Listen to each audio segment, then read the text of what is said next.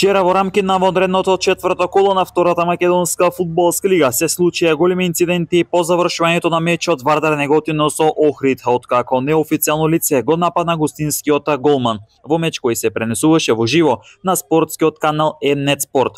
Фудбалската федерација на Македонија веднаш реагираше и донесе одлука да се суспендира теренот во Неготино.